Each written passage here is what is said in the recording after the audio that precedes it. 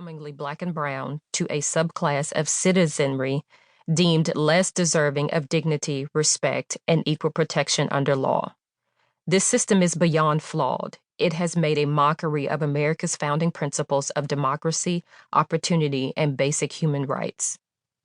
From the never-ending cycle of poverty and crime to the injustice of mandatory minimum sentences and America's fictitious war on drugs, from the damning power of prosecutorial discretion, tragic police-citizen encounters, and lack of accountability, to the difficulty of the formerly incarcerated to transition back into their communities, the evidence pointing to the country's failures is overwhelming.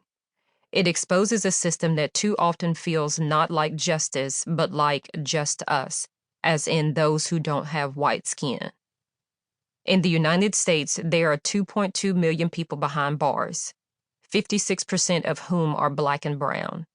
An additional 5 million Americans have already spent time in prison. My story is just one of those millions. Chapter 1. I grew up in Franklin, Tennessee, a small blue-collar town about 20 miles south of Nashville. Though time and the effects of gentrification have transformed the place into a more bustling hub in recent years, the Franklin of my childhood in the 1980s and 1990s was quiet, quaint, and familiar. Like many Southern cities, Franklin wore one version of its history proudly, while often ignoring other, messier versions that might dampen the mood during polite conversation. Traveling to Franklin's downtown, past old Victorian-style houses and shop windows filled with colorful candies, you're bound to run into Chip, a Confederate soldier forged in Italian marble standing on a 37-foot-high pedestal in the center of Franklin's public square. Gifted by the Daughters of the Confederacy in 1899, the inscription on the statue reads, in part, "In honor and memory of our heroes, both private and chief, of the Southern Confederacy. No country ever had truer sons, no cause nobler champions, no people bolder defenders than the brave soldiers to whose memory this stone is erected."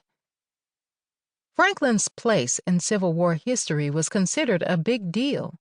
In 1864, a year before the Confederacy fell, the town was the site of a battle that ended in huge losses for the Confederate Army, ultimately turning the tide of the war against their favor.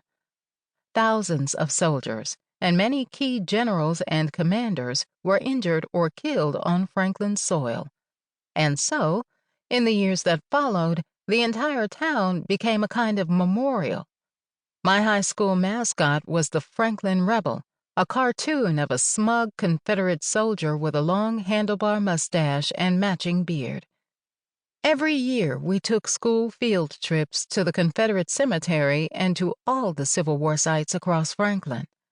I can't even count the number of times we visited the Carnton Mansion, a huge red brick home sitting on 48 acres that was used as a field hospital during the Franklin battle.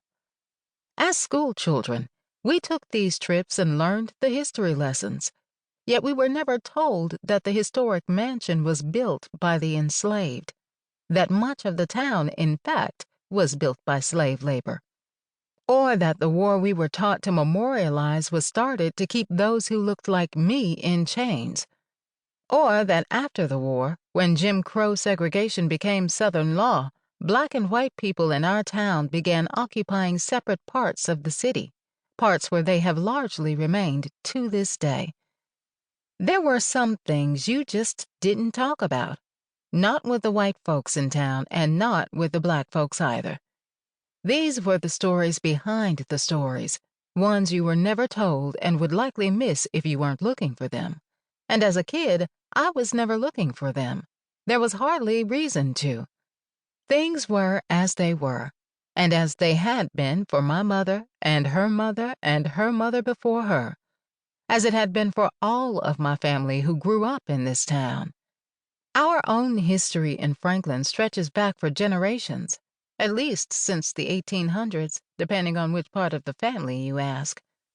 We descend in part from the McLemores.